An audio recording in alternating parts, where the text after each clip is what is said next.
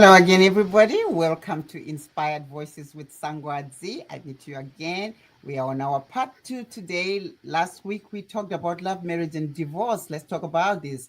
And today I thought let me bring part two of it because we pretty much scrapped the top of the topic. It's a topic which is it's very important that we talk about it because it's in our midst, and a lot of times people don't want to talk about it. But I've got this my panel today. I've got Reverend Gwende. He was here last week and he came back again. And welcome again, Reverend. And I've got Cecilia Mzondiwa, who is our lawyer. She's in Grand Prairie here in Canada. And I brought in two new people to chime in on this. Two young millennials, Chennai Kadungure, who is based in Toronto, and Philip Guatizo, who is in Germany. These are two millennials, and I want them to come in and share with us. Let me recap last week what we talked about. In our part one, we talked about the institution of marriage. Is it still relevant, or has it changed? Do we need a new model, or no, we need to keep it going? And what is going on? There is so much talk about getting married, Rora, and all the fanfare about it. One week we are doing Rora and people getting married and we're excited. 2 years later, things fall apart. And it seemed to be happening over and over. Cecilia gave us a picture of what it looks like. And like pretty much 50% of marriages, they end up in divorce. And I kind of chimed in and said, okay, of the 50% that end up in her office and doing the whole thing, 30% are still in the marriage, but pretty much nothing is happening right there. And we know for sure that they are there for one reason or the other. It could be the religion, it could be the society, families, and all that stuff. This is what we came up with. And last week we touched just the surface, as I said. So today we would like to continue with this. And the two millennials who I've invited, welcome to the program. Thank you for having me, Sangwazi. Okay. So let's start with Cecilia. You're the lawyer.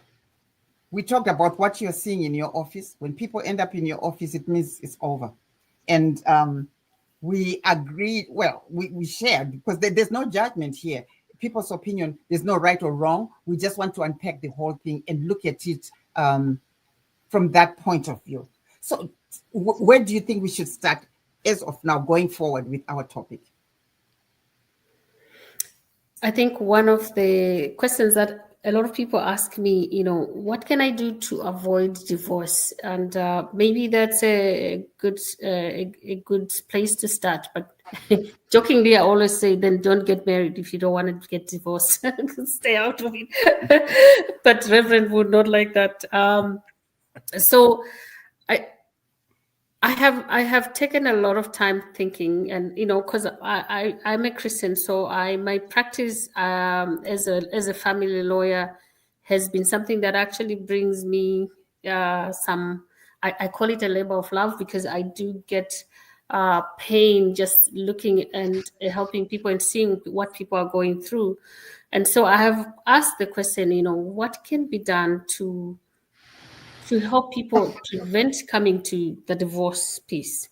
And I think the Reverend last week said, he referenced what the Bible said when Jesus was asked the question, can we divorce or not? And then Jesus referencing that because you are hard of heart, that is why divorce is allowed. The original intention was that people, when they get married, they can stay together for life. I think last week I did mention that one of the things we need to think about is, have we taken time to get to know the other person? Have we taken time to prepare to get into this? Because one of the things too, when we talk about the rate of divorce, is that we see the rate getting higher in the second marriage, the third marriage. Some people go to the fourth marriage. I'm like, just give it up in my head. But Mm-hmm. as well, like I said last week, it's within our DNA. We were created for love. We are created for connection, for companionship, and all those things. But how can we do it in the way that is more sustainable? I guess that those are just the thoughts that I'll put here as we start. Thanks, Celia. Yes, there are I feel there are two. There's only one way in or maybe two in a relationship, in a marriage. You get married and it dies when the other person dies, or you get married and it dies when you get a divorce. But the rate of getting into it and going out of it, and again, like you said, people coming back into it, giving it a second chance, are very high. Can I tell me what are your thoughts on this? On the percentage, on the why of the percentage, or which part? Talking on the love, marriage, and divorce. What are your thoughts on this? As a millennial, you're young and Yeah. professional person, you got everything going for you pretty much, yeah. But what are your thoughts on this? You are not married, and I have to. Yeah.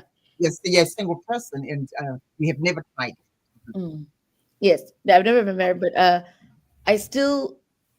I respect the institution of marriage, and I want to be married someday, and and I see it as a sacrament, right? It is a beautiful thing, it's a blessing, but like all beautiful things, it has to go according to the design of how it happens, right? And I think what we're almost discussing now is not even necessarily just marriage, because weddings weddings can still lead to divorce, right? And so for me, the question is, of all those people who are actually getting divorced, how many actually even had a marriage to begin with, based on some of what Celia was saying, not just on how well do you know each other, but how honest were you even in the first place? I think there's a lot of socialization that has added to deception in the way we do it. Time and time again, you hear about people finding out things they had no business finding out after they're already married, right? And I think beyond that, we also have that cultural element of, it's not just marriage that's changed society. Like the way we develop as people has changed drastically just in the past 30, 40 years alone, right? So you're moving from people marrying for survival and literally having no other option. And so when we're bragging on people being married for 40 years, we're not even talking about 40 quality years or 40 happy years. It's just divorce is not an option, and they're just miserable together for 39 years or whatever it is. Right? So me, I think there's so many different parts to this, that statistic is so loaded and layered and nuanced. But I'm hoping we have that layered and nuanced conversation here. Yeah. Thanks, Chennai.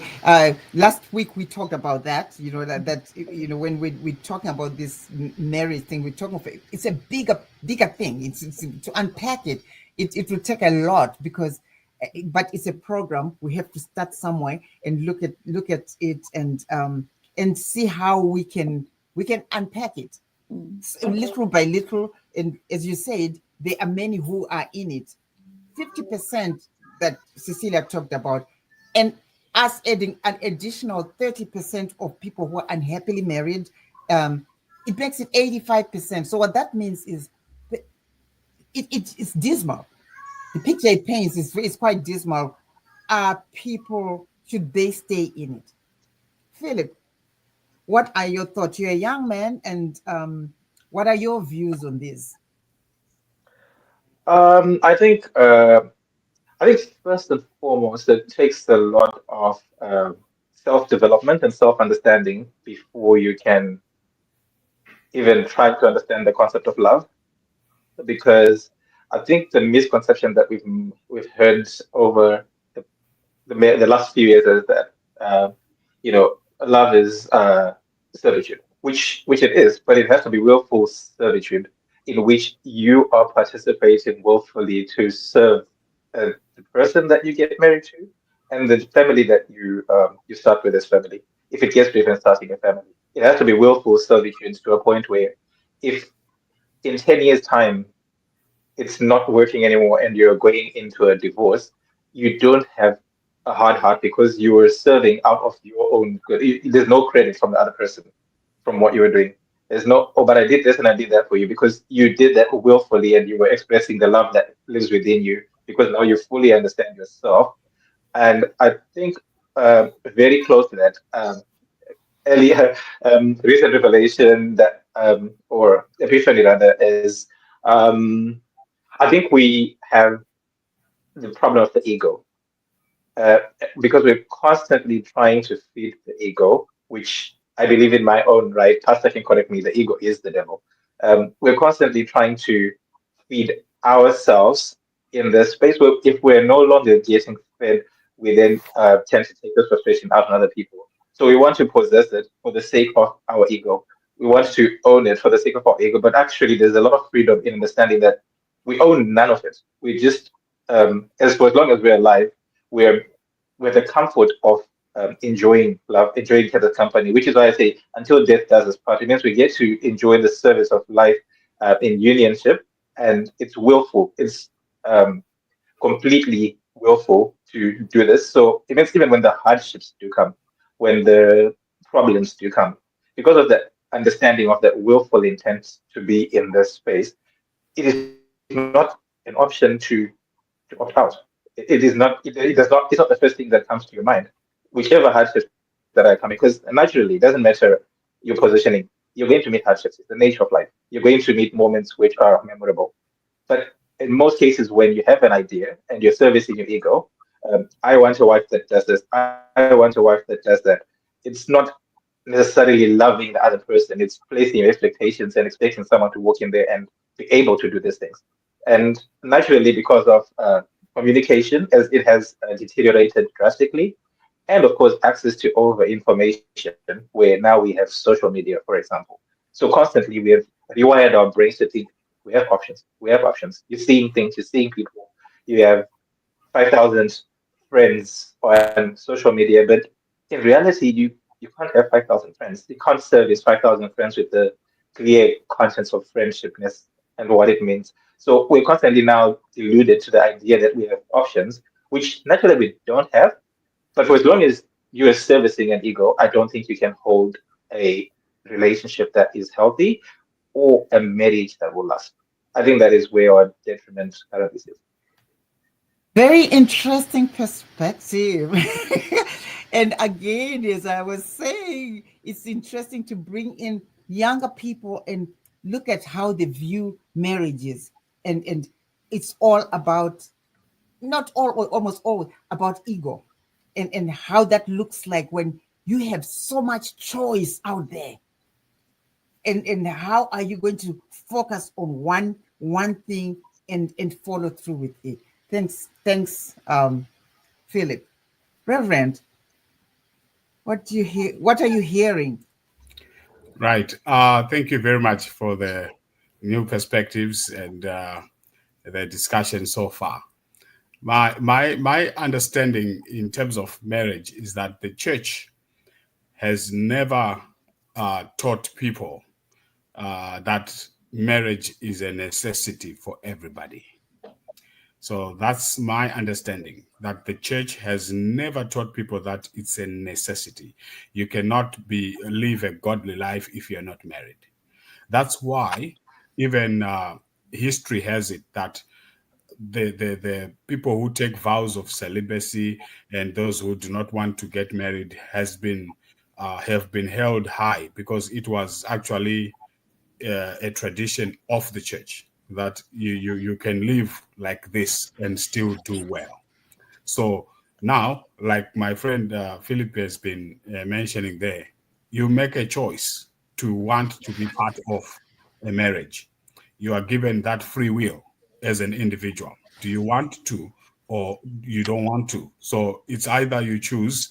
And when you decide to be part of a marriage, if you say, okay, I want to be part of a marriage, it is our role, probably as a church, to nurture people towards a healthy marriage. That's what we can do. We support people to live in healthy marriages, but we also acknowledge that human beings are limited in the way they operate in any aspect of life. And when people come together from different backgrounds, it's inevitable that conflict can happen. And when conflict happens, we need to learn to win in marriage. How we teach people how to fight and win. And by that, we are not talking about winning an argument per se, but we are simply trying to teach people how to be able to live together and also acknowledge each other's mistakes, strengths and weaknesses. So I do believe that as people, when we get into marriage and to marriages that are not healthy anymore, there is room to try and work it out. But if it doesn't work out, our role is to support people to live whichever life they decide, because we are not saying you have to leave someone, you have to do this. We just show people the way. How do you manage the marriage together? And if you can't, then there are times when a divorce sometimes becomes necessary. Yeah. And so we don't really say, okay, you must just persevere. I think from the last session, I also mentioned that people in the patriarchal society operated on a shame and honor model. Where people are saying it's honorable to remain in a marriage and it's shameful to walk out. And because of that honor and shame, people tend to suffer and people tend to wallow in a marriage that is not functional.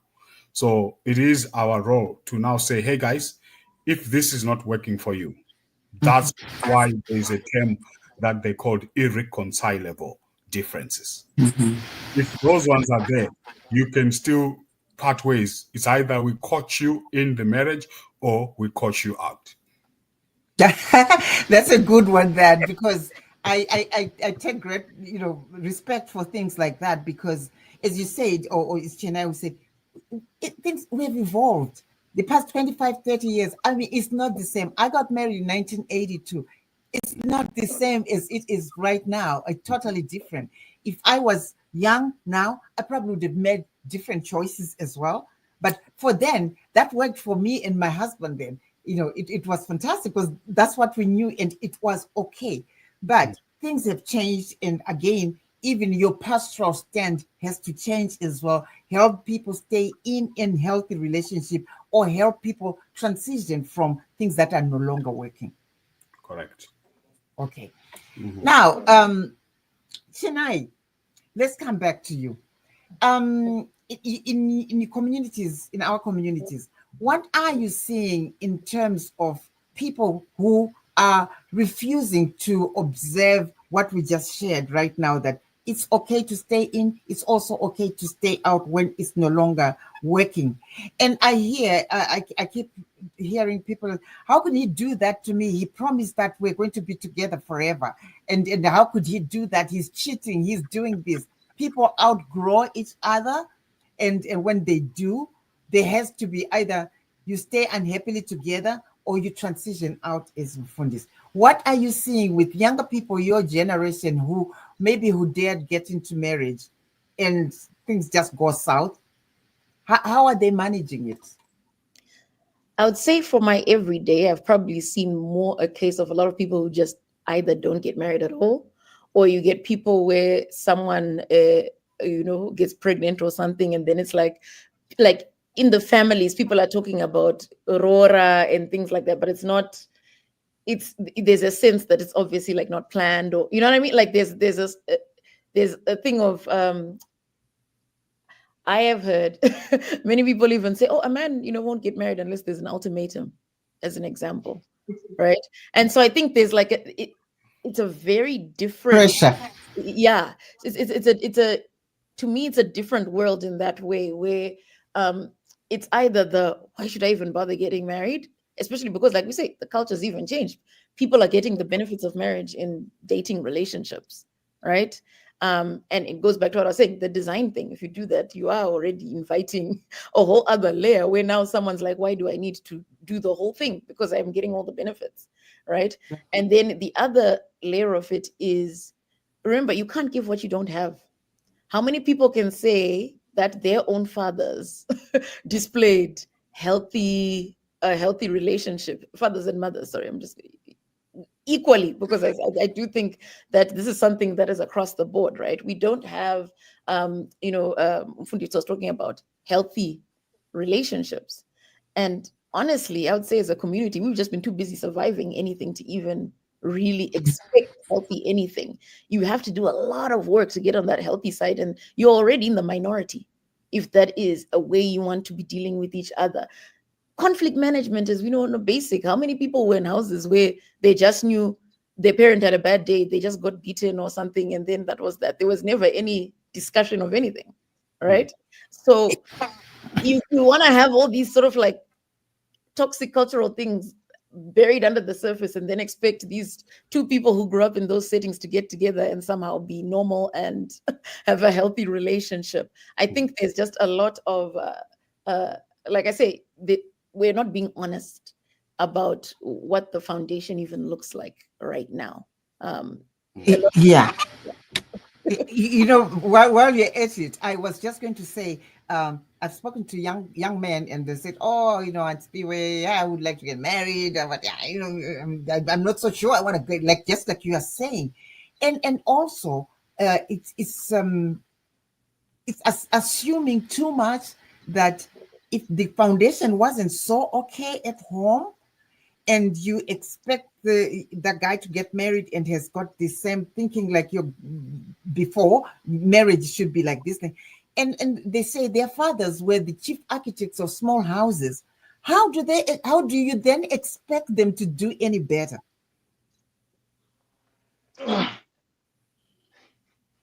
Go in, Philip.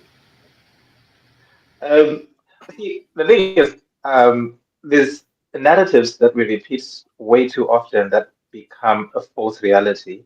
Take, for example, when we talk of um, marriages back in the day, Chennai rightfully pointed that some marriages were not portraying healthy standards, but there was a lot of things that were right with the setup that groomed us. There was a lot of if you look at the family structure, now, of course, because of globalization, we've all moved and we're all further apart. But if you're looking at a marriage in the 80s, in the 70s, for example, if there was an issue, there was a society available to cushion this marriage where, as you stayed somewhere in 82 when you got married and you're having a problem with your husband, you could walk down the road or take a taxi and go and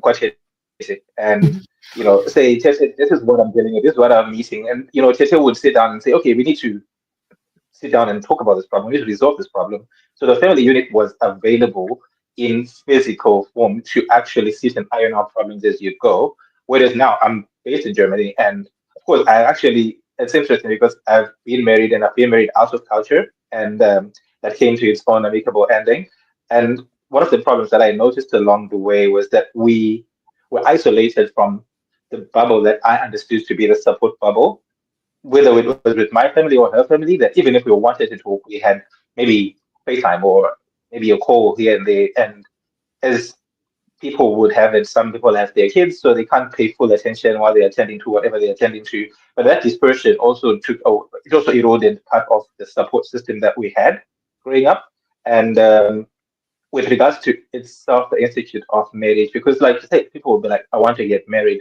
I think you need to find the person that you're willing to go through life with, and then with that person, you get married. Because, like I say, if you find the person that you're willing to do willful servitude towards, you're more likely willing to go through whatever challenges that get thrown at you and know that I have this person with me to walk through whatever that it is we're going through, rather than making the decision to say, I want to get married because it is time, because I'm in my 30s, I'm in my 40s, or my friends have kids and I don't have kids. So if you're driven to want marriage, you'll achieve marriage, but you won't achieve a happy, long-lasting relationship. I think your patience, and it also goes back, like I say, with the whole ideology of our self-understanding, because the church plays a very important role with the grooming. I was raised Christian Catholic for that matter, where the lessons that we grow up with and we begin to understand as we become young adults, the church has a very big role to play in that. And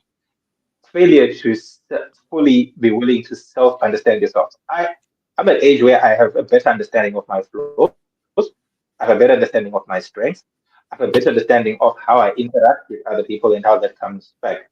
And I also have an understanding of the things that I have got intolerance for. So whether it's getting into an early relationship or whatever the case, so I'm picking things that I know that I have absolute intolerance for. I'm not going to then try and maneuver a way to fix this person to become what I want out of them, because then again, I'm just serving the ego and I'm not serving the purpose of a willful servitude relationship where we can walk together through things. So you need to first find love within yourself and then share that love that you have with a person that matches your love. And with that love version, then you can progress into marriage, because then marriage is just way of passage. You're going through life, and you say we're going to do things together. We're going to go through life together. There's no concern of what is going to happen if we divorce, because you yourself have already convinced yourself that you've understood the epitome, which is always obviously ever evolving, of self love within yourself. You understand your flaws and you understand your character, and therefore you're willing to share that version, the version that is true to yourself, with the person that you then engage with, and they can then do the same. Whether maybe they're there or they're not there yet, you can then inspire them. But if you don't have that ability from a very early age, in the grooming ages, to start investing more time in self understanding, self love, going through even the things that are flawed about you and learning to live with them, love them, and grow on them and make them better, you're setting up yourself for a very difficult life. And usually, like I say, it always ends up with people that have not self-developed in love, willing to just feed their ego. So they want to take. And I mean, globalization, capitalism, it's all about how much can I hoard? You want to hoard from everyone. And then you end up sitting in a space where you're unfulfilled, even though you've taken everything from everyone and you've got nothing to give because you don't understand yourself fully. I think it starts with grooming of self love from a very early age with all institutes. I want to throw it to everybody. So do you see it working? You all have got very interesting perspectives, and is that happening? Are people going through finally getting married to somebody who they share same values and they want to do life together, or people are just still excited about the one day wonder of Marora dressed up and blah blah blah, and then go into it, and everybody's all hunky-dory looking all pretty. Do you see people doing life together? I had one more point to add. Chennai said in a statement that people are getting the benefits of marriage outside marriage. No, you're not. If you think that having sexual intercourse with a person and spending an hour or two together and doing this, you're not enjoying the benefits of marriage. Marriage is so much more beautiful. So someone to settle for that version, to think they're getting the benefits of marriage, they're shortchanging themselves. I'm going to invite you too, because I've got another one coming where I want to talk to young people about what's going on. I did that with Chennai, was on one of them a couple of years ago, but I want to bring you guys to talk about what are you looking for in marriages, but that's for another day. Today, I just want to, Fundisi and Cecilia, you are the adults here. What are you hearing from this conversation? Well, Antisvio, I think it's a complex area which cannot be defined or explained in simple terms, because for one, people marry for different reasons, right? There's some people who marry because they want the safety of being supported by someone. There are some people who marry because their culture demands that they get married. There's some people. So there's a lot of what I see, at least from my limited experience of helping people who are getting out of it, is that if people started, like Chennai said, from the beginning, being clear about why am I going into this, and who am I bringing into this, and how do we want to make this work for us? I think a lot of people get in without being prepared. I look at myself and think, if I was married at 20, I didn't know much about life, about things, and I have done a lot of growth and development that Philip was talking about. I have done a lot of, work on myself. And if I now find somebody who has same interest, who has done same, then it becomes a good partnership, right? But like I said, because people enter into marriage at different stages for different reasons, it becomes difficult to speak about the institution in universal terms. So I think that what I would just say, because in the interest of time, is that if people haven't been in it, they need to really think about what do I want and why do I want to do it. If people are in it and are struggling, it's not too late. People can always seek help, find help, and say, where are we going wrong? Where did we lose the interest? What happened? And how can we retrace our steps and try and save this? And then if it's not working, like Reverend said, I think it's sometimes it is okay to say we've done what we could and it is. So I think with the stigma of one is a failure, one is a divorcee, one is single, it's one of the things that makes people stay in even if it's not. Right. Yeah. So I'll just stand in there and leave others to chime in. Mfundisi. Yeah.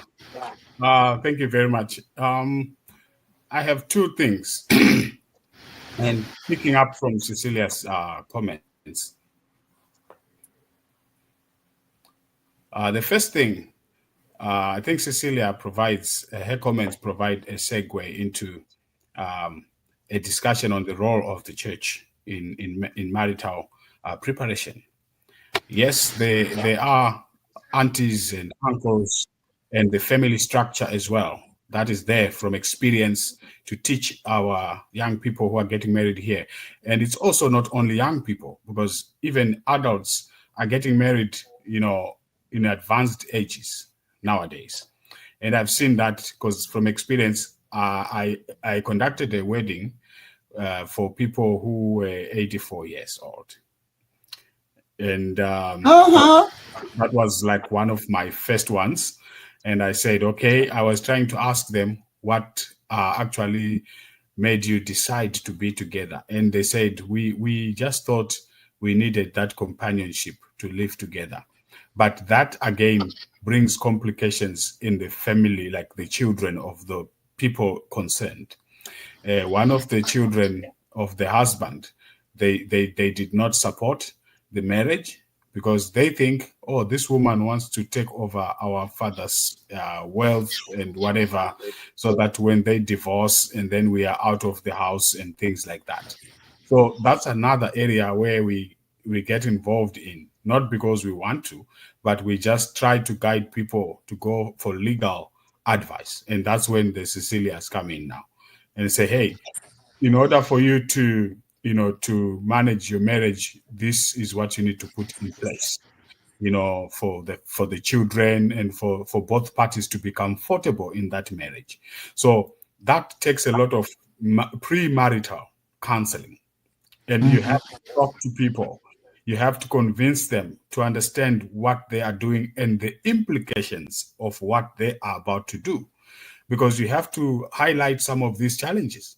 And sometimes people won't even think about these issues, but then they just see their children, they just see their children, having attitudes, towards them. And then they wonder, I don't know why my children are not phoning me since I announced my intention to get married. And now they no longer call me. So it's about the young people, and they have their challenges.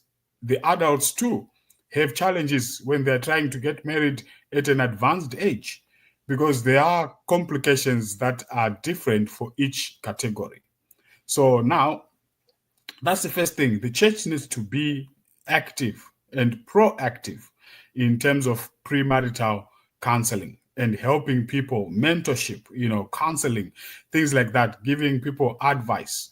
And then the church, if the marriages are not working, the church also has a role in terms of supporting those who are going through divorce or who are divorced. So I want to give an example of the church in Zimbabwe, especially in my diocese. I'm not the spokesperson of the church. I'm just saying what I'm saying here are my own views and what I think, because a spokesperson of the church may come and say, oh, well, you are not the church. Why are you saying, well, I'm just Reverend Gwende, who has worked in the church and has experience in these things that I'm sharing. So in the church that I served in Zimbabwe, there are ministries that are intentional in terms of supporting people who are divorced. So, or not only divorced, but single mothers. So we have groups like the other one is called WISMA. It's a women's group for singles and divorced women. So that's another group that the church is actually running right now. And that the intention is to not keep anyone outside the church, but you are welcome because God's love is for all. So whether you are divorced or not, you still belong to the family and you are accommodated in a way. So that group caters for that. And then the men, the challenge is that men usually don't take time after divorce or even after being single. Men usually move with the speed as well, because I've had experiences where men have divorced at time, they then go ahead and you hear that they are already married, and so there are no candidates to form a men's group actually for men who are living single lives. It has been a challenge. The group is there, The Pastor. moment you try to establish such a men are nowhere to be found because they don't want to be associated with a group that deals with single men or divorced men. So I think these are some of the things that the church can also do in those kinds of situations. I think that's fantastic because then that and also, will help bring down stigma. In brief, let me say that we also need to highlight to people that there's a difference between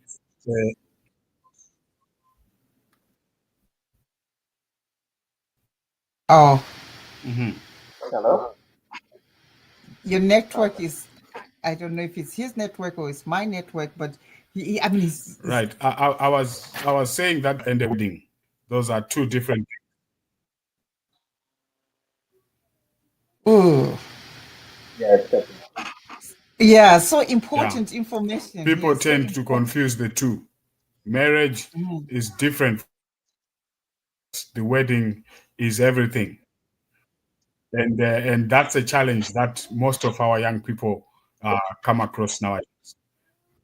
I think. Thank you. Yeah, I think I've shared my thoughts for now. I don't know what. Yeah, because your network is coming in and out, in and out. Shana, it looks like you can't wait to say something. I'm going to ask you to, but I appreciate that because if the church is doing that, it's great because then they kind of brings tearing the stigma, which is associated by being single. You're still a person. You might be a single mother, a single person, or whatever, but you want to worship with other people, but people look at you and everything else about you is just thrown under the bus. It's just that like she's single and like it's a curse. And it's good if we are addressing that by forming these groups or teaching the other people. It's not only single people who need to know this, it's the other people in the members of the community, members of the church who needs to respect these people.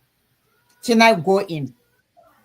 Yeah, and I also appreciate that Mfundisi did those qualifiers, because even when he was talking about how the church has been supportive, I was like, oh, in my experience, that's that when I think of the church writ large, the church has for the longest time been a large reason for people basically feeling the pressure to get married. So many churches never acknowledged anyone outside of being married. Even I remember even when they do something small, they'll do something like a retreat or everything is just kind of packaged for the couples and the married. Yeah. And then most churches, if you ask, do you have a singles ministry? They act like, I don't know, you've asked them if they're unicorns or something, which is also ironic because, again, I'll say Paul preached that it's better and easier to serve God when you're single than when you're married. But somehow the narrative got flipped and you actually get people who are like very upset at the idea of people either not getting married or not having children and things like that. So I think we still need to evolve in that world about like people can exist in different ways. And another thing about that, not just the Zero Singles ministry tying in with the culture, because remember, culturally, if you're not married, you're still a child. And so there's a sense of, if you never got married, you never evolved. And so there's this thing, like I say, failure to launch. To them, there's some kind of failure there, right? So that's where there's the stigma. And just to also say, even when we're talking about the church, I've now lived in 4 different continents, 6 different countries, and I can probably count on my hand the number of churches I went to where I thought there was even a gender parity of like men to women. So even statistically, if you are a woman in church and you're seeking marriage, there's like 1 guy to 7 people, if they're even single, by the way, right? So I do think that does lead to people just kind of being like, okay, well, I need to get married. There's no one here, so I'm gonna go out there, and I don't know, maybe then settle for the wedding and not the marriage, but knowing full well that you're maybe partnering up with a person who's maybe not fully there already, right? Yeah. The marriage itself.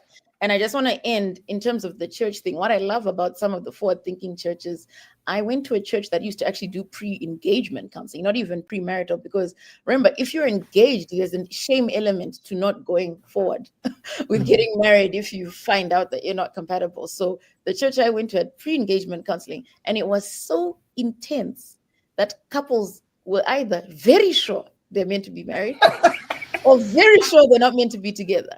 And I do think everyone needs that. I remember got to a point where people who weren't Christians started going to this church for that, because they'd hear about like how intense that filtering process is. So to, I think it was Phil's earlier point, to say there's a sort of mentorship and stuff that we've lost over time. And so it's good if spaces like churches are able to fill some of those holes. I do think a lot of the leaders in the churches are people's like uncles and, you know, sort of surrogate parents in some.